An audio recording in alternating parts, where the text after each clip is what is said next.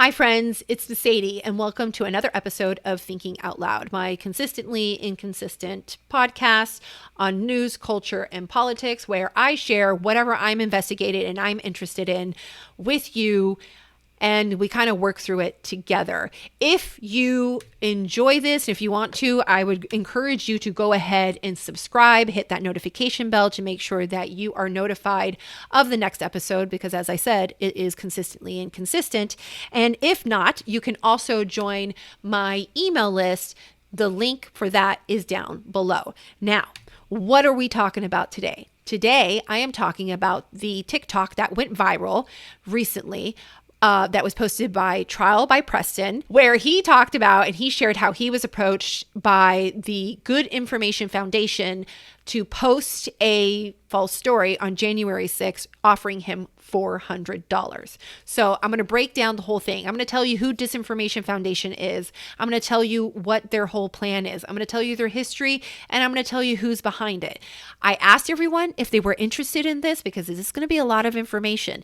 I posted it on my Instagram. You said you wanted to hear it, so here we are. Also, I spent a lot of time on it, so obviously I'm going to put a video out because otherwise I'm just doing it for my own entertainment. Regardless, let's go ahead and let's get into this. Remember how I mentioned that this all stems from a TikTok. Now, the TikTok was posted by an attorney and creator on TikTok, obviously, by the name of Preston, or his handle is Trial by Preston. And he is a legal analyst that covers several legal issues and questions, and he seems to be pretty centrist or nonpartisan, I would say. Now I'm going to go ahead and let him tell you what he was asked to do, and then we'll keep going down the rabbit hole.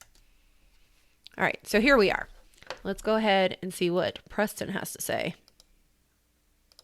Was offered $400 to make an anti-Donald Trump propaganda post related to the January 6th investigation that is completely not true. I should start out this video by saying I'm not a Donald Trump supporter, so that should give a little bit of context to where I'm coming from. I'm an attorney. I post legal news and analysis on related topics. Okay, here we go with the story. So first thing first, I get an email from somebody with the Good Info Foundation. We'll talk about them a little more in a minute. I'm going to refer to this person as Jane. Jane sent me a message letting me know she represented the Good Info Foundation and that she was willing to offer a paid collaboration to discuss some topics related to January 6th. I said, sure, why not? I'll learn some more. Jane says the Good Info Foundation will give me $400 to make a post on my page and then share it to Instagram. So you see that blue link? All right, here we're going to follow it. These are the specific requirements in order to obtain that $400.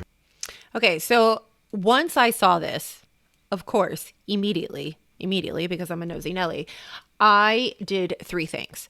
I followed the link that he mentions, which, by the way, no longer works. They pulled all the information that was on the link. I checked the registration domain for goodinformationfoundation.com, I believe, or .org. I can't remember the website, but I looked up the registration. The registration information is kept private. And then the other thing I did is, of course, I visited their website.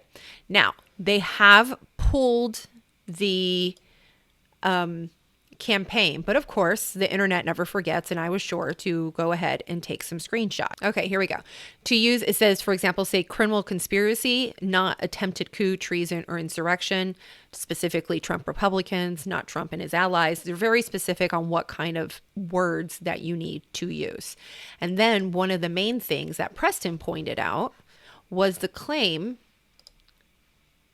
here that says that the Trump campaign paid literally millions of dollars to make January 6th happen. Now, he went ahead and he, of course, asked, what is the evidence, or what do you have that states or that proves this statement that you're asking for them to make in your own words? Because it says in all caps up at the top, key messaging in your own words. The individual he was emailing with completely dodged the question, and that is what ultimately led him to post about being approached for the campaign. So I go and visit the Good Information Foundation website, of course, and I'm not going to go too in depth on everything here because I'm going to cover it again later. But really quick, we want to know exactly what is the Good Information Foundation. And it says that the foundation is a 501c3 nonprofit organization founded in 2021 to tackle the growing information crisis in America that is undermining social trust, harming public health, and damaging our democracy. I also noticed that it says that they want to increase the flow of good, factual information online to counter and rebut the spread of misinformation and disinformation. We do this by creating, incubating, funding, and lifting up fact-based solutions, voices, programs, and initiatives that can be quickly developed, tested, and deployed at scale. It's very interesting considering that this is coming from an organization that has just proposed to pay someone for a false story, but we'll cover that a little bit more later. Two of the programs that they have a program that focuses on voting, and then another program that is the Good Information Civic News Initiative. It says that through the Civic News Initiative, the foundation will fund and organize a network of local and niche media properties, freelance reporters, editors, and social content producers to distribute factual, value-driven news and content to the communities in which they live that effectively counter and dilute the impact of disinformation. And this is the key here, because clearly this is what just happened. The foundation will compensate publishers and freelancers and influencers to publish their original reporting online and offer the content free of charge to any global, national, state, or local news organizations to bolster the reporting capacity and coverage within those communities and geographies. As I go through this entire explanation, there's going to be tidbits that I'm going to tell you, put that in your back pocket. And this is one of them. This compensation of publishers and then to put it out on national, local news outlets. Another thing that is interesting to me, now that we're looking at the website, you notice that there's no other information about who is on this board, who is made up of this foundation, who their chair is at all. Funny thing is that when I first looked at the website, that information was there. And because the internet never forgets, yet again, here's a screenshot. Here it gives you the board chair. So the board chair is a Rick Stengel. He is an American editor, author, and former government official. It looks like he was a managing editor at Time Magazine, and he served as President Obama's Undersecretary of State for Public Diplomacy and Public Affairs from 2014 to 2016. And he also is currently a on-air analyst at MSNBC and a strategic advisor for Snap Inc. Snap Inc. is Snapchat. He also has worked a lot with the Obama administration in managing and countering Russian disinformation and ISIS propaganda. This is during the time that ISIS, during Obama's administration, was really growing. Remember the time of the Arab Spring, and ISIS was doing a whole lot of online campaigning and spreading propaganda. So he set up and worked closely in programs to counter that propaganda. So in other words, he is very familiar with technology and with propaganda. An additional interesting tidbit about Mr. Stengel is that he wrote this op-ed. There was an op-ed written October 29th of 2019 titled, on the Washington Post, titled, "Why America Needs a Hate Speech Law." He essentially advocates for limits on the First Amendment, and specifically here towards the bottom, he states, "Let the debate begin. Hate speech has a less violent but clearly as damaging impact in another way. It diminishes tolerance. It enables discrimination. It's that, by definition, speech that undermines the values that the First Amendment was designed to protect: fairness, due process, equality before the law. Why shouldn't the states experiment with their own version of hate speech statutes to penalize speech that deliberately insults people based on religion, race, ethnicity, and sexual orientation? All speech is not equal, and where truth cannot drive out lies, we must add new guardrails." Without question, he is not a First Amendment free speech absolutist, and he's clearly very well connected with the Democrats and well versed in technology and propaganda. So my question is, first of all, why did they pull Rick Stengel's information off of the Good Information Foundation?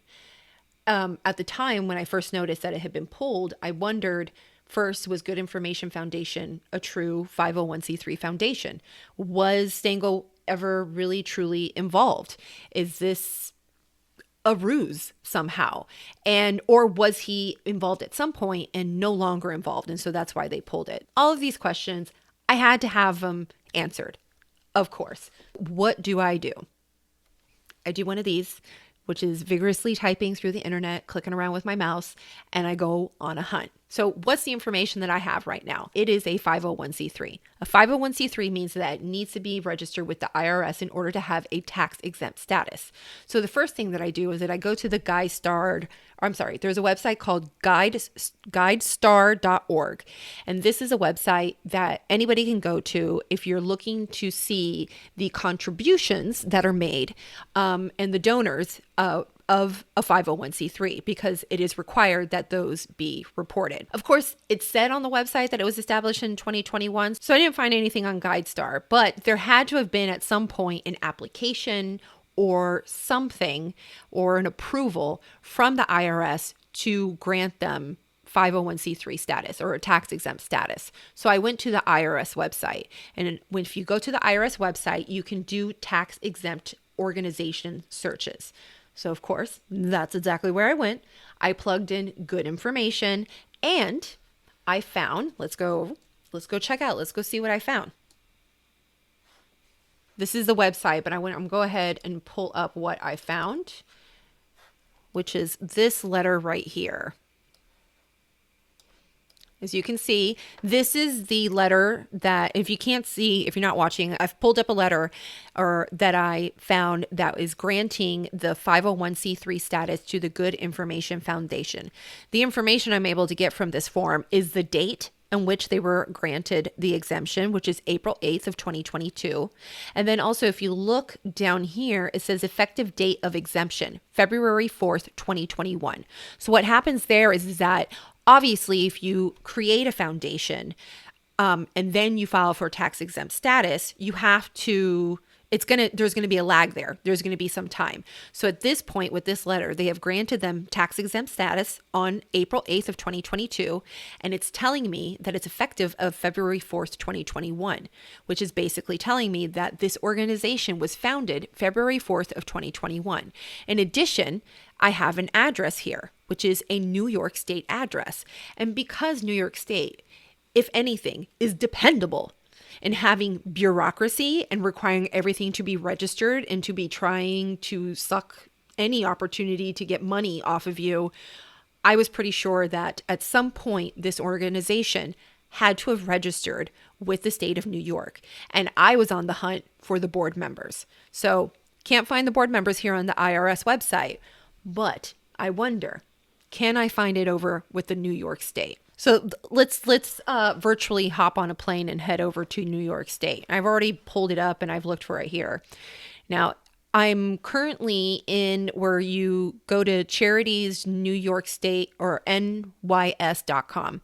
And it says search the registry, which is what I searched. I plugged in good information and I found some results. And I went ahead and I pulled up registration statement for charitable organizations, because that's probably going to give me the most information.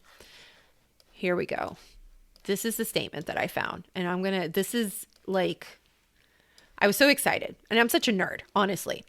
So pulled it up and found the Good Information Foundation, same address as the other form. Also have some additional information, phone number, emails, and if you go just a few pages over, here we have list all officers, directors, trustees, key persons, and employees. And we got a whole list, and right there is Mr. Richard Stengel, chair, and at the offices right there in New York State. In addition, we also have the director, Tara McGowan, the president, Nico Mele. I might be mispronouncing one or two of these names. The treasurer is Kareem Sayoin. Apologize for a mispronunciation there. And then key employees or consultant are Chelsea and Emily Elbert. I'm sorry, Chelsea Camner, I believe it says. So here we have all the members of the board. And then one thing that I found particularly interesting, and this is just a little bit of a side note. But here it asks specifically, does the organization have a federal tax exempt status? And it says no. Mind you, this was filed in, if we go over here, it was filed August 24th of 2022. They were granted tax exempt status April of this same year. So as of the time that they filed this form, they have had tax exempt status for 4 months. However, they registered saying that they did not have federal tax exempt status. I don't know if that's a big deal. I just find it interesting. You know what I mean? Maybe whoever was preparing it wasn't aware that the exemption had been granted. I just find it interesting that a gentleman such as Stengel wouldn't know that, and in fact signed, as you can see here on the last page, the registration before it was submitted to New York State. So at this point, I have now confirmed the fact that Mr. Stengel is actually a board member. So I'm asking, why did they pull his information from the website? Find that very curious. And in addition, I have other names that are affiliated with the Good Information Foundation. So I decide that I'm going to go ahead and I'm going to look up every one of these names, and I'm going to do a search with the term good information to see what I find. I know this is a lot of information. I just want you to pretend that you're with me. You're by my side as I'm investigating like this. I'm just sharing with you kind of how my brain works when I'm doing one of these little research projects. And so as I go and I look, first person, who's there? Who's the top of the list is Tara McGowan. I have never heard of Tara McGowan. I have no idea who she is. Keep that name in your back pocket, okay? So Tara McGowan, I go ahead and I do a search, and I search Tara McGowan along with Good Information. And I find Good Information Inc. website, goodinfo.us. And I'm like, wait a minute. Okay, first I got a little bit confused because I thought it was basically the same thing. And then I realized that these are two separate companies. This is what's really interesting right now. I'm going to take you over here because I find this absolutely fascinating. This is the website. However, let me show you something first before we do that. If you type in right now, goodinfo.us,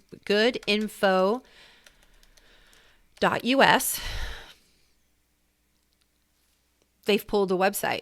It's gone. It's been gone since, I think it was like 2 days after the TikTok went viral was when I realized that the website had been pulled. However, because the internet never forgets, I, of course, went to the Wayback Machine, to the web archives. So here we have the Good Information website. So this is specific. It's going to get a little confusing. So we have Good Information Foundation, which I'm going to start saying foundation. So like the foundation in order to make it easier.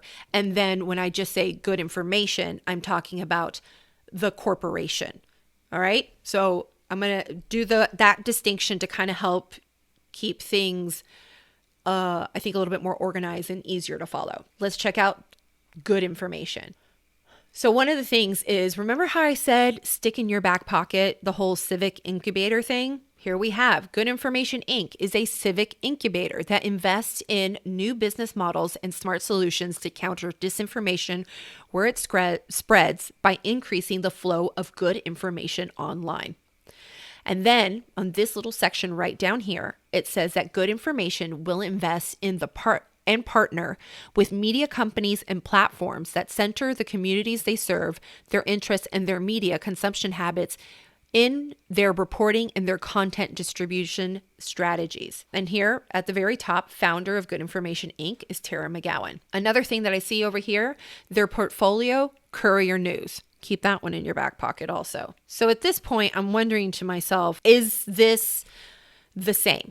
Are these affiliated, Good Information and the foundation? Clearly, they're affiliated because Tara McGowan is the director of the foundation. And here we have her as the founder and CEO of Good Information. So I went ahead and also let's do I thought it was going to be fun to do like a quick side-by-side comparison of the two websites so we can see how close and their messaging is and also their branding and the talking points that they use. Because mind you, what is happening here is that we have a for-profit corporation and a non-profit foundation basically doing the same thing, but in different ways. Okay, so over here on the left, we have Good Information, and on the right, we have the foundation. And so as we see, we have similar branding, we have similar colors. There are some additional points that are made for those of you who are listening. They share stats such as 9 million Americans believe the 2020 election was stolen.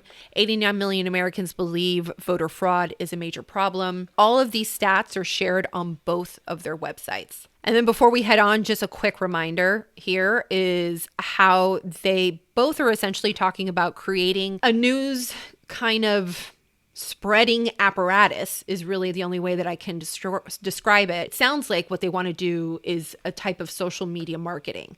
The foundation specifically states that it wants to compensate publishers and freelancers and influencers to publish their original reporting online and offer the content free of charge to any news publication, essentially. The same thing happens. Good Information Inc. will invest and partner with media companies and platforms that center the communities they serve, their interests, and their media consumption habits in their reporting and content distribution strategies. All of this wording sounds really good initially, especially if you are looking at it without any of the context of what had just happened, of the fact that this story was being presented and this individual was being asked to post a already formulated story, which I find very interesting because here it says original reporting online, and then compensating them in order to spread what is essentially disinformation.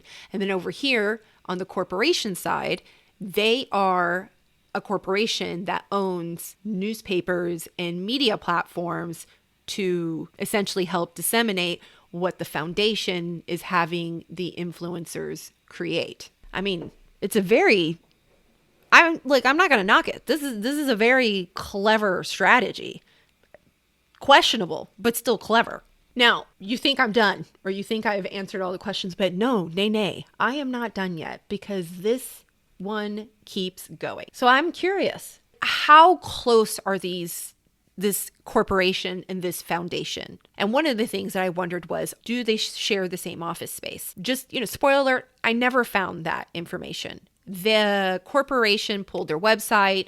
Their domain information is, although public, it was registered by a member, and I believe that the address that's there is actually a private address. So if anybody's listening to this, you may want to go ahead and private that information because it's out there and I don't want to share it. However, I was still, of course, curious. And one of the things that I did was that the form that I found from the New York charity registry for the Good Information Foundation also had a phone number. So on a whim, I'm like, why not? Let me try and let me see about this phone number. Does it appear anywhere other than affiliated with Good Information Foundation? And when I plugged in the phone number, I ended up finding a 2017 990 for an organization called ACRONYM that was created by Tara McGowan. So I'm like, oh, that is this is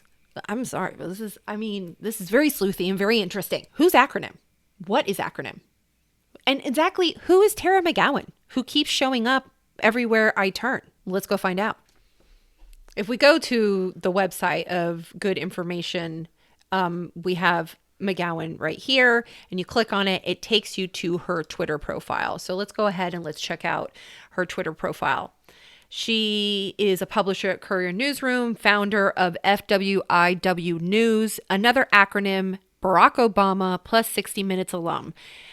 I did a little bit more investigation into exactly Tara McGowan's background, and just really quick, she is a former journalist. She is clearly a Democratic strategist and a digital marketing expert who worked with Obama for America as a digital producer. So the next question is, who the heck is ACRONYM? Like, what is that? Clearly, it's important to her because she has it right here on her profile. So let's see who ACRONYM is. I went and visited their website, but I also found a really good article from Politico, of all people. So let's go ahead and let's take a look at the article. So this is a Politico article, and I'm not going to read the whole thing to you because it's a lot. We're already talking about a whole lot of stuff right now. But to give you a quick explanation of who McGowan and ACRONYM is. It says McGowan launched ACRONYM after Trump's election as a digital-first political organization with the goal of electing progressive Democrats, mostly in the state legislative races. The group quickly attracted attention, especially in Silicon Valley, for the newly galvanized major donors, including LinkedIn's Hoffman, that is Reid Hoffman, who was wading into politics and looking for projects to disrupt the Democratic status quo. Hoffman and other donors in his network took a chance on ACRONYM, McGowan told Politico in 2019. ACRONYM is an organization that was started by Tara McGowan in 2017, and it is a politically active, let's go over here to the About page, 501c4. Now, it's important that I point out 501c4, not 501c3. Why is that? Because a 501c4 it does still have to file, obviously, a 990, but it does not require them to disclose their donors, or it requires them to disclose their donation, but not their donors. This is essentially what people would call dark money. If you've heard that phrase before, dark money is when you are unable to track the source of the money. So we have donations that are made to this organization, and we can see how much is made, but we can't see who made the donation. And mind you, dark money is one of these terms that Democrats use all the time, and they not complain, because I'm not saying it's not justified. I would also like to know where all of this funding comes, regardless of Democrat or Republican. But I just find it interesting that here we have a Democrat organization that is using dark money, and then at the same time, Democrats cry a lot about the use of dark money in politics. That's an interesting point to keep in your back pocket when we're talking specifically about Tara and her personal and moral views. Basically, how this works is that a millionaire investor such as Reid Hoffman, or famously another Democrat investor or donator or philanthropist, George Soros, can donate X amount of dollars, but we have no idea, we have no way to know that they made such donation.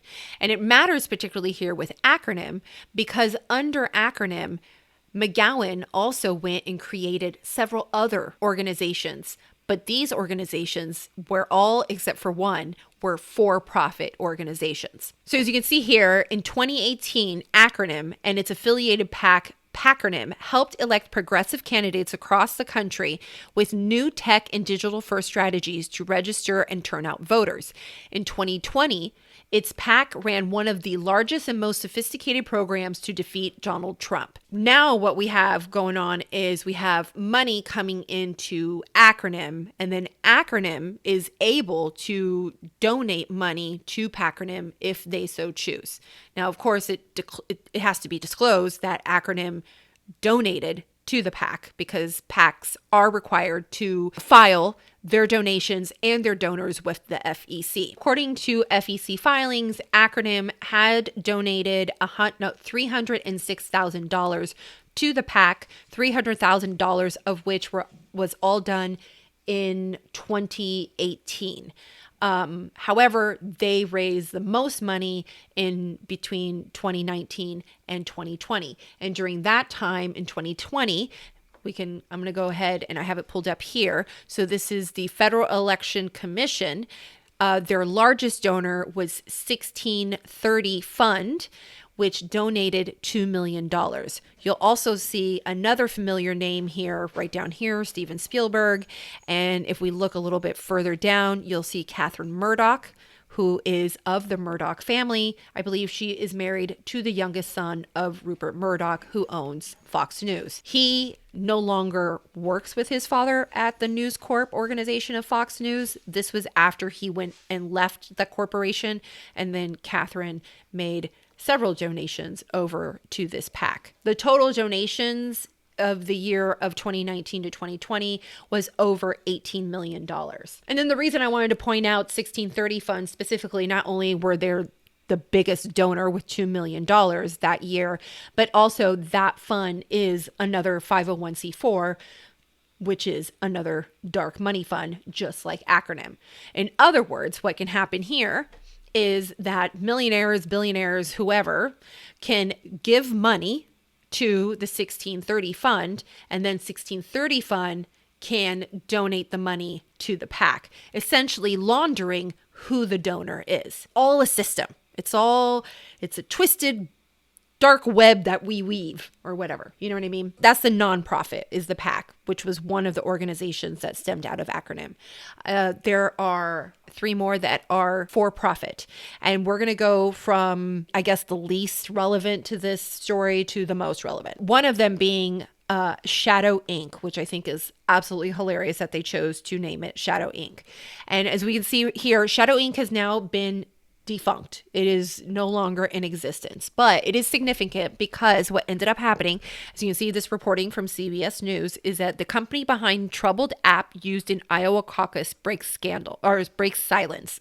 Look at me slipping up and saying scandal. The tech company behind the app built to report the results of the Iowa caucus said that the problem with the app was in its process to transmit data to the Iowa Democratic Party. Now, see, what happened was that during the 2020 election, I don't know if you're familiar with caucusing. I've never caucused, but this is, instead of them voting at the polls like a lot of states do, they gather together and they essentially almost haggle for votes. And in that process, you need to be able to tabulate and keep numbers of how many people are voting and for which side.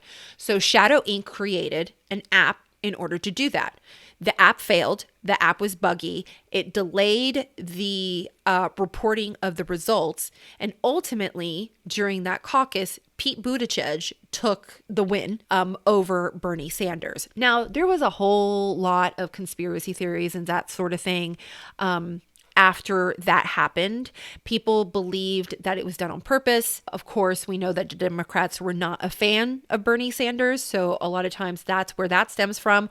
Also, McGowan's husband was close with Pete Buttigieg, so that also didn't help. And then you have the company named Shadow Inc. That doesn't make it suspicious at all. It did not go well. It was a huge PR issue. And eventually they did speak out and they said that it was a glitch. They apologized and ultimately the company was taken out. But that company was directly started with ACRONYM. Arguably, if it started with ACRONYM and it stemmed out of ACRONYM, that possibly money that cannot be tracked went through ACRONYM and ended up over at Shadow Inc. Another for-profit that they started was Lockwood Strategy. Just really quick here, this is basically a digital strategy company. And it says, we learned a lot about doing just that, having not only run our own multi-million-dollar digital programs for ACRONYM and PACRONYM, but also programs for mission-aligned clients such as Senate Majority PAC, Emily's List, Planned Parenthood Action Fund, CAP Action Fund, and Advancing AZ. So this is just another for-profit company that sets up digital strategies to help with campaigning, getting voter registrations, that sort of thing. And then finally, what is most relevant to our story here is the group Courier News. Courier News, or Courier Newsroom, was started by Terry McGowan and owned by ACRONYM until October 26th of 2021. Courier Newsroom is acquired by civic media incubator Good Information. What's going to be interesting about the fact that Courier News was acquired by a company called Good Information is the history that Courier News has of laundering news, which is clearly good information. What do I mean when I'm talking about laundering news? Let's talk about it. This article actually does a great job about explaining it. So this is another Politico article. So by the way, as I'm talking about this, you can't say that I'm only using conservative references, because clearly I have now used Politico at least 2 or 3 times, and also the Washington Post. What is happening? What does it mean to launder news?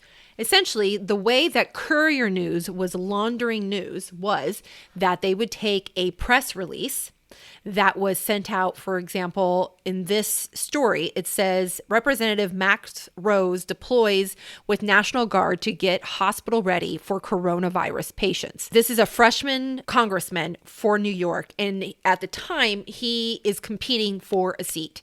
So he is vulnerable. And then it's very interesting is that Courier then goes and takes this representative's press release and rewrites it and then publishes it as if it's a news article that they wrote. It's basically the same press release, but now written as a news article. And then what they go and they do is that they invest advertising dollars into Facebook and they disseminate the article, air quoting there, to targeted advertisement in the areas that is important for them to get this story. That is really messed up. Okay. And then the reason that is particularly messed up is because they are a news organization, it can't be called a political ad. That changes any sort of requirements that they may have to disclose. In addition, Facebook had some pretty staunch rules about advertisements, like specifically political advertisements. And in order to bypass that, you put it out as a news article. So during the 2020 election cycle, Courier News spent $1.4 million on Facebook ads, mostly to promote its flattering articles and videos about more than a dozen endangered House Democrats at the top of the Democratic Party's priority list in November, according to Facebook's political ad tracker. But because Courier is organized as a media outlet, it does not have to disclose its donors or the total money it spends promoting Democratic politicians. If we go a little further down here, the $1.4 million in Facebook ads is likely just a fraction of the money behind the Courier project, which includes a newsroom of at least 25 people and 8 separate websites. But this activity, creating an unregulated advertising stream promoting Democrat office holders more akin to a PAC than a newsroom, diverges from other partisan news outlets that are proliferating online as local newspapers struggle. So it's very different because a lot of times people will complain about how conservative news is really who is dominating social media, specifically Facebook. However, all of these conservative news websites disclose whether or not, like, nobody is being run by a PAC, essentially. Nobody is being run by dark money that I am aware of. Now, it's possible that it hasn't been discovered, but to my knowledge, there has been no reports on that. And then if we go down here really quick, it says backers believe that they're simply ahead of the curve. Courier, they say, is where news is headed in the wild west of social media, where partisan stories often thrive and the old business model is failing. Quote, more quality reporting with integrity, even if it has a partisan bend, and as long as the bend is disclosed, anything to combat the spread of disinformation is important, said Nico Mele, the former director in Seashore Center on Media, Politics and Public Policy, and a Harvard Kennedy School who is supportive of Courier. Now, Nico Mele, which I don't know if I'm pronouncing correctly, is also on the board or listed to be on the board of the Good Information Foundation. And in fact, in a leaked memo, I saw specifically from ACRONYM, and it was when ACRONYM was proposing creating ACRONYM News Corp, which ACRONYM News Corp essentially became the Courier Newsroom. Mele was also listed as being part of the steering committee, which I find very interesting that is not disclosed in this article. I mean, I don't know if you need to disclose the fact that you're on a steering committee of an organization that you're saying that you're supportive of and that you're advocating for. I would think so. And to further emphasize about how Courier Newsroom was essentially laundering news and then promoting it on Facebook, I'm going to go over to this article, which is a National Review article. Also, by the way, my first conservative reference so far. A national news analysis of Courier's outlays shows that at least 74% of the group's spending has been allocated to boosting vulnerable Democrats competing in 14 competitive House races. As of early September, Courier has paid for 485 ads masquerading as articles in these specific races, resulting in a range of at least 149.6 million to 170.5 million impressions on Facebook. Now remember, this is all during the 2020 election. All right, so if you want to see exactly how Courier News and ACRONYM does this news Facebook ad kind of campaign, you can go over and read this article from Open Secrets, Dark Money Networks, High Political Agendas Behind Fake News. And essentially what this article points out is specifically, first of all, that ACRONYM spent nearly $10 million on digital ads in the time period since online platforms first begun disclosing political ad spending in mid-2018, with more than 7.3 million of that spending through pages with obscure or secret funding sources, according to Open Secret analysis. Now, if you look at these examples, they're literally the exact same ads, especially down here. We have 3 different news organizations. All of these news organizations are affiliated with Courier. All of them have the same messaging. They have the same picture. They're just tweaked for each individual area. Now, what I find interesting down here is that for those of you who can't see, each ad has the little news guard kind of like alert. And one of the things that this article points out, and also this little news guard signal tells you, is that the funding for these news organizations isn't disclosed. Like, you don't know how they are getting their money in order to essentially run these ads that are not favorable towards Republicans. This particular ad says, as unemployment numbers rise in Pennsylvania and thousands lose their employer-provided health care, the Trump administration will not reopen the federal health insurance marketplace. So essentially, arguably, what you can say here is that ACRONYM, who owns Courier, gives money over to Courier where they can run ads, who then the individual entities under Courier, such as Keystone, Gardner, and Cardinal Pine, run literally the exact same ad on the exact same story with money that originated from ACRONYM, which is a dark money 501c4. And if you think that these news articles and maybe myself are just kind of looking too much into this or seeing things that we want to see, allow me to direct you to a leaked memo from ACRONYM written by Ms. McGowan on June 20th, 2019. This memo specifically lays out the plan for ACRONYM News Corp, which later turned into Courier Newsroom. And in this memo, it specifically says, our moonshot. In 2019, ACRONYM launched ACRONYM News Corp, a for-profit digital media company building out online news properties in 7 2020 battleground states. The first of these properties has already launched in Virginia, the Dogwood. The Dogwood will not only function to support the flipping of both State House and State Senate chambers in Virginia this November, but will serve as a vehicle to test, learn from, and scale best practices to new sites as we grow. As you continue to go through this memo, it is literally laying out the plan of creating a newsroom that is specifically for the purposes of influencing elections, which you would think that a newsroom should be created with the primary goal to tell you the news. When this memo was leaked, it ultimately led to an FEC complaint. However, the FEC complaint was ultimately tossed out because they were a news organization. Free speech, First Amendment, they were exempt from this, and so there was no Federal Election Commission violation. Here's the deal with all this. I am a free speech absolutist. There is no question.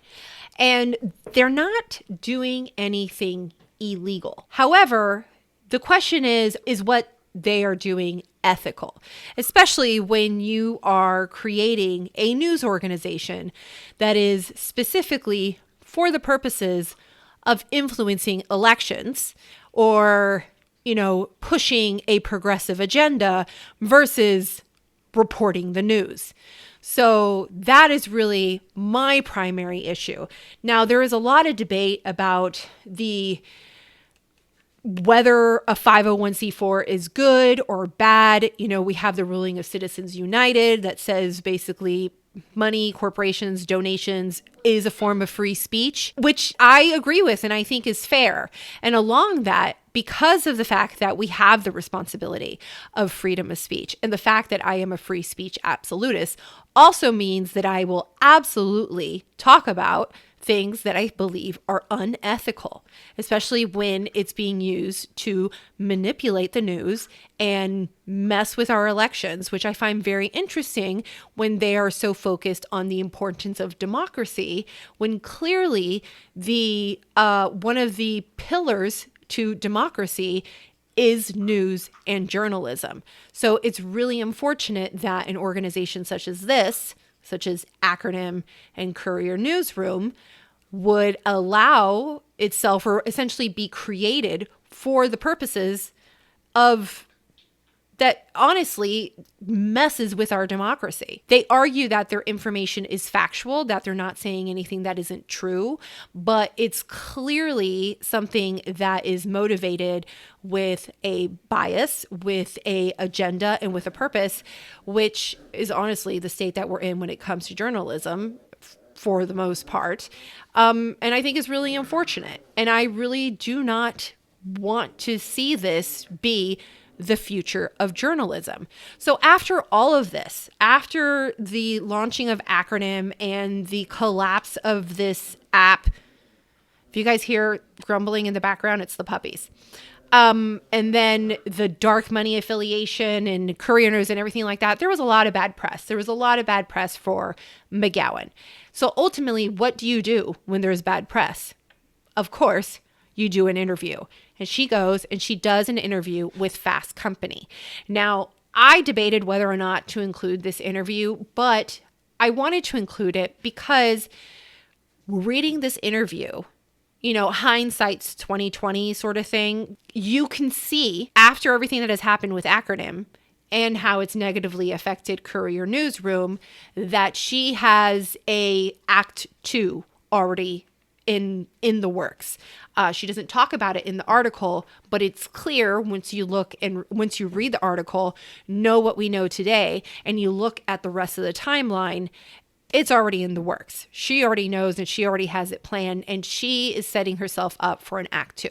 So of this article, I'm going to go ahead. I'm not going to read the whole thing because it's very long, but I am going to pull a few pieces that kind of helps us see into her future plans that ultimately become good news and the foundation. So, and of course, she's very proud. It turns out that she is very proud of this interview because she has it as her link in her Twitter bio. So if you're going to put an article in the link of your Twitter bio, you best believe that I'm going to click on it and check it out. And the Democrat operative who beat Trump on Facebook is bracing for the war ahead. Tara McGowan, the CEO of political operation ACRONYM, spent nearly $1 million to persuade key swing voters. Here's her plan to counter right-wing media for good. So basically what this article talks about is it hits on how she reflects on what happened with ACRONYM, with Shadow, with Courier News, and how everything seemed to have hit the fan at the same time. So her experience of that time and also what she learned from it and what her future plans are. Now, mind you, this interview is from December 2020. So this is right after the election. First off, one of the things that struck me in the article is that McGowan acknowledges that the affiliation of ACRONYM and Courier and what Courier did and how they used political money was problematic. So specifically, while McGowan acknowledges her style has been controversial and admits that funding Courier with political money is problematic, she is not apologizing. The political landscape is uglier than ever. Quote, but until we are able to overturn Citizens United, close quote, which protects dark money spending, quote, that is the landscape that we need to operate within, close quote, she says. Quote, I have no problem operating within it to help Democrats get in a position of power to be able to change that, end quote. So essentially she is acknowledging everything that we have talked about, that Courier is using political money, that the money essentially is coming through ACRONYM over to Courier, and that she has no problem whatsoever of using dark money in order to do that, in order to get into a position of power, in order to affect the change that she wants to make. The challenge with Citizens United specifically, which protects 501c4s, and one of the arguments is essentially that if they are forced to share their donors, for example, then the donor could become vulnerable, which honestly is I believe is a valid argument, especially in this landscape. Like, think about how many stories we have heard about so-and-so donated to who's-he what's it, real technical there, and then they get called out on social media, they get canceled, and they even lose their job sometimes. So the idea of a 501c4 is that, you should be able to make these donations without having your personal information put out there.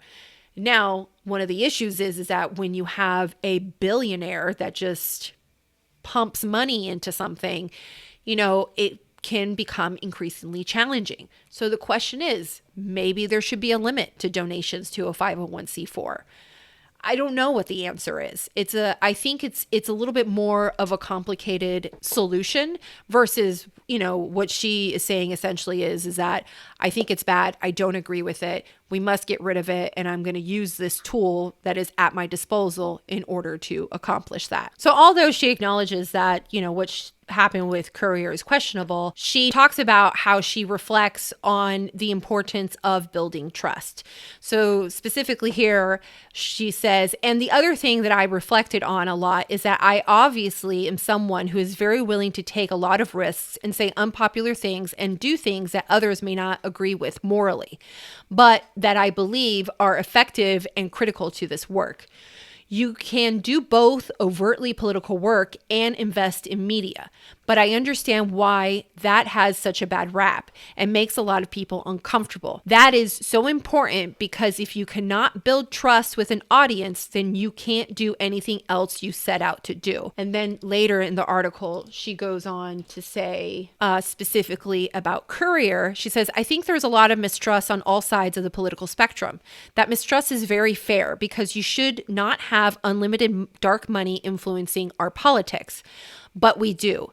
In order for Courier to be really successful, it is very important that over time it is not affiliated with a political organization or entity. We haven't made any decisions related to that yet, but I think that there is a lot of fair criticism that we are reflecting on and thinking about. Even though she says there's no future plans, now looking back in the fact that Good Information Foundation exists, the following that she shares I also found very interesting. And here in full quotes, it says, trust is hanging by a thread, and without trust, what do we have? That is a quote from McGowan. McGowan goes on to say, in order to really preserve and strengthen our democracy, regardless of your political partisanship or ideology, it relies on us rebuilding trust. And that is about finding these opportunities in these windows and these messengers. Who is influential to different audiences? And that comes down to influencer marketing. It comes down to the sources that make people be like, okay, then that must be true. Now, remember, she just said that she's not completely sure what that's going to look like. And I'm going to point something out real quick because she's already talked about influencer marketing here. What about influencer marketing? That is specifically what the foundation is doing. And it is also what the corporation, Good Information Inc., is wanting to do and wanting to support. And then just to touch on one more, essentially she alludes to the fact that the structure that ACRONYM had and how they were using advertising dollars on the social media platforms in the traditional form is just not sustainable and is not the future. And she says, I also think creating organizational networks that enable people to share trusted news and information with people in their life is an untapped resource and a solution for the disinformation epidemic. What I mean by that is pairing trusted news and information with regional organizing. The majority of Americans trust the people in their lives more than any other source of information. And so if we can arm people who are already media literate, regardless of what their ideology or politics are, to understand the value and impact of sharing and informing the people in their lives with trusted information, that would also be amazing. And what I find very interesting about this article and what she has said is that this was published December of 2020. Good Information was registered February of 2021. So merely 2 months later, they were already registering Good Information. I think it's pretty clear from this interview that she has already formulated the plan for Good Information Inc. Specifically, she has a plan to focus more on influencer marketing versus the traditional Facebook ads strategy. I mean, she specifically says in the article how we just cannot be dependent on one singular platform. So one of the ways to do that is to diversify and reach out and incubate creators to share the information that you want to be shared. And one of the things that I found, like, we're talking about influencer marketing, and she's also emphasizing on trust and on good information. But I want to show you something that I found particularly interesting within the bullet points that were provided for this campaign that was given to trial by Preston to share specifically about January 6th. Because myself, as an influencer, I'm very familiar with the requirements that exist, that when someone works with a brand or if you are paid to do something, that you are supposed to disclose it. So I thought to myself, what would be the benefit of putting your name with this campaign, paying someone and still having the disclosure of the fact that you paid for it? Eventually people would know that this person was being told to share this information and that they had received payment. Well, it turns out that when we're dealing with issues or when you're being paid to share something in regards to advocacy, you do not have to disclose it. I believe the idea is that if you did not agree with it, if you did not truly want to advocate for it, then you wouldn't accept to do it in the first place. And the fact that you're being paid to do it, I guess, isn't a concern, or maybe we shouldn't know about it or shouldn't be worried about it. So I want to go and look at something that I initially missed, and it wasn't until later during my investigation that I realized when I was asking myself the question, why would they even do this if disclosure would have been required? So let's go check that out. And as you can see here, core deliverables, it's telling you what they want delivered, but specifically right here, it says, do not use paid disclosure not required for issue advocacy content. So not only are they wanting you to share information specifically about MAGA Republicans and the January 6th investigation and the criminal conspiracy and the fact that allegedly Trump spent literally millions of dollars to make January 6th happen. They also don't want you to disclose the fact that you were paid $400 to share this content.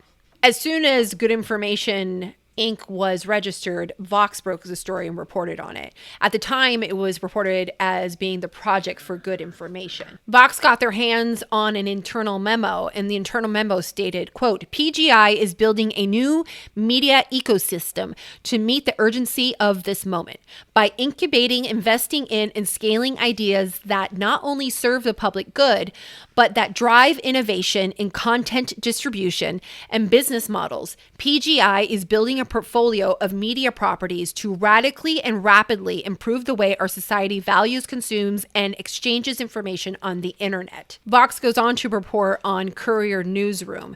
This time, however, McGowan is attempting to strip away the partisan ties that have dogged her previous journalism plays, including Courier Newsroom, which her new organization will back. The idea, according to people familiar with the new structure, is to continue creating a media ecosystem without the linkages between those outlets and a political organization like ACRONYM, Courier's current backer. A lingering challenge, though, will be how to position the outlets as a nonpartisan given McGowan's background. Now, Vox goes on to specifically report on the fact that Good Information will also be creating a nonprofit Good Information Project, which later turned into Good Information Foundation. McGowan is attempting to raise $65 million for the effort this year, with $35 million for the investment arm, $25 million for the foundation, and the remaining $5 million for a 2-year operating budget. ACRONYM and its affiliated group have previously had success raising money from leading Democratic donors in Silicon Valley, including LinkedIn founder Reid Hoffman, venture capitalist Mike Moritz, former Barack Obama campaign manager David Plouffe, who has his own ties to the Silicon Valley donor world, also advises ACRONYM. Fox News reached out to McGowan for comment, but she did not respond. She did not leave a comment. However, a few months later, it was announced that ACRONYM was going to have a leadership restructuring and that McGowan was going to be leaving ACRONYM. A few months later, after that, that was when it was announced that Courier was going to be sold to Good Information. McGowan leaves ACRONYM and then essentially takes Courier Newsroom along with her over to Good Information. Vox did reach out for comment from McGowan, but she did not respond. However, a few months later, she did respond to a question for this article on Axios a few months later. And it was an exclusive Billionaires back new media firm to combat disinformation. It specifically says a new public benefit corporation backed by billionaires Reid Hoffman, George Soros, and others was launching on Tuesday to fund new media companies and efforts that tackle disinformation. What I found very interesting, though, however, in this article was the fact that they touched on the article from Vox. And specifically, it says that McGowan told Axios that there was no plan to launch a nonprofit, even though Good Information Foundation had already been founded and in fact was granted tax exemption status just a short 4 months later. Axios also confirms that Good Information Inc. will acquire Courier News from ACRONYM. Now, what's really interesting, or just one thing that I want to point out, is that one of the names that you've heard now multiple times is Reid Hoffman. Now, a lot of us already know who George Soros is, and not surprised that George Soros would be donating to an organization such as this. George Soros has funded a lot of progressive district attorneys and prosecutors in cities like San Francisco, Chicago, if not mistaken, mostly in cities that we are seeing an increase of crime, mainly for a lack of prosecution from these district attorneys and these prosecutors. Now enters also Reid Hoffman. So Reid Hoffman has donated millions of dollars to organizations such as ACRONYM and also funds other dark money organizations. However, one of the interesting things, just a little side note about Reid Hoffman, back in 2018, he got kind of caught up in a disinformation scandal. So it says LinkedIn co-founder reportedly funded Russian-style influence campaign in Alabama race. So what ended up happening here was that this group did a project, and the project essentially created a fake Facebook page designed to attract conservative Republican voters. Once they had built an audience, the page criticized Republican candidate Roy Moore and urged its followers to vote for a write-in candidate, according to an internal report on the campaign obtained by the Times. Quote, "We orchestrated an elaborate false flag operation that planted the idea that the Moore campaign was amplified on social media by a Russian bonnet," the report said.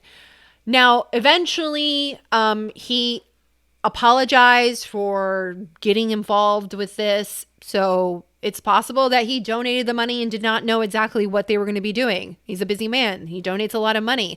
But also, I feel like you should know where you're donating your money. Call me crazy. Now, hold on, because we are in the home stretch here. This is where everything kind of gets packaged together, and I tie it off with a cute little bow, right? We have Tara McGowan. Tara McGowan back in 2017, she founded ACRONYM. ACRONYM then created this PACRONYM. The dark money through ACRONYM would go over to the PAC. She also founded Courier News. Courier News was used to disseminate news. And I'm not saying it was all false, but it was definitely questionable, the practices. There was a question of journalistic ethics there, especially when you take a press release from a vulnerable Democrat and just repackage it into a news report and then publish it across your news sites. However, and then we also had the drama that happened with the app. Clearly, after all that happened, and once we got through the 2020 election cycle, Tara realized that the entire structure and everything that had happened so far had honestly tarnished the Courier newsroom. And she essentially says in her interview with Fast Company that she needs to protect Courier News and also just and create more trust. And in order to do that, she needed to separate Courier News from political organizations. So therefore, Tara McGowan goes and she leaves ACRONYM, right? Leaves ACRONYM, forms Good Information. A week later, Good Information Foundation is also founded. And then shortly thereafter, Courier News is acquired from ACRONYM by Good Information. So now we're at almost basically current day. Now, mind you, at the time that the foundation had already been registered and a few months before it's granted tax exemption, she tells Axios that she has no intentions to create a nonprofit. When clearly, as you can tell from the article that was done with Fast Company and the fact that, that foundation was already registered, that was a lie. That just was not true. Then August of this year, she registers the Good Information Foundation as a charity in the state of New York. And literally a month later, this TikTok goes viral. The TikTok goes viral because the Good Information Foundation has decided to reach out to Trial by Preston and to ask him, to offer to pay him to put out messaging about January 6th and MAGA Republicans, information that was clearly false. And instead of using the traditional Facebook ads to spread her messaging, she is opting instead to use influencer marketing, hence TikTok. And I'm sure we would see things like that on Instagram, Facebook, and other platforms. So I wonder, is Good Information Inc., now which acquired Courier and the Good Information Foundation, just a restructuring or a revamping of the dynamic that she had created between ACRONYM, Courier, and Pacronym? Just a different type of structure. So instead of using dark money and using Facebook ads and advertisements, she's now focusing on influencer marketing, because specifically the Good Information Inc. talks about how they have a news platform and how they want to spread trusted information, and how the Good Information Foundation talks about the fact that they want to compensate influencers to share their original stories and then put it out on different news networks. It just happens to be that they are affiliated with Good Information Inc., which has Courier, which has a bunch of independent or like small localized news. So would it be too far of a stretch that the new strategy here for laundering news, so to speak, is to use the Good Information Foundation and for them to take talking points over to influencers, pay these influencers to create these stories, not requiring any form of disclosure, for then those influencers to post about it, for then them to be shared over with Good Information Inc., possibly picked up by the news groups that are run by Courier to then spread the news, so to speak, which is just ACRONYM essentially, but with a different name and a different structure. And I don't think I'm stretching there. I mean, we've already seen the website's been pulled. We've already seen that the board chair, Rick Stengel, has been removed. Something is up here. And as she mentioned in her Fast Company article, she thinks that this is where journalism is going. Journalism is going into the world of hyperpartisanship that unfortunately only further contributes to the division that we're already seeing in this country. Is this really what we want to see? Is this a model that we want to encourage? I don't think so. I'm not saying that she is doing anything illegal. I am definitely saying that maybe there's a question of ethics here. I might even stretch it to say that there's some moral questioning here for sure. And I would most definitely say that there's a question of journalistic integrity. If this was the original plan, if this was the structure, is to pay people to create stories without having to disclose any sort of compensation and eventually funnel it over to the Courier newsroom. There's no question that our news has become increasingly politicized and it's almost become like a combat sport.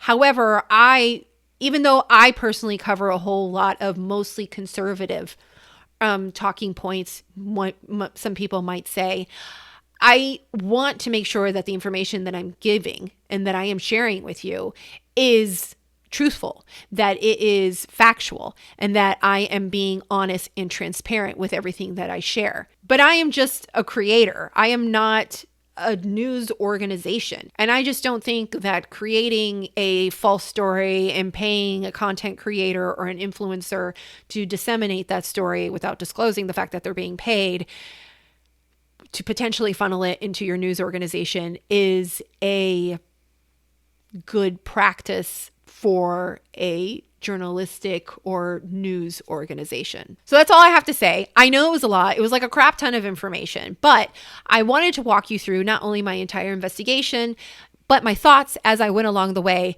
And then I wanted to kind of put it together for you to understand really what I believe or what I'm theorizing was the plan or is the purpose of the Good Information Foundation and Good Information Inc. I don't know if those plans have been thwarted now that they've pulled down their website and they were exposed by this TikToker, but I thought it was important to share this story so we can be aware of when these things happen and if they happen, that we can identify them. I want to open it up to you. What do you think about these sort of practices? Is this where journalism is going? Should we be using influencers more as opposed to straight news sites, if that even exists anymore? And how do you feel about the idea of dark money or 501c4s? Do you think it's something that should continue? Do you feel opposed to it? Are you torn about it like I am myself? Like, I'm not going to lie, I'm kind of on the fence, but I definitely don't like the way it gets abused. That's for sure. So that's all I have for you today. Thank you so much for holding on for this long, because I know it was a lot.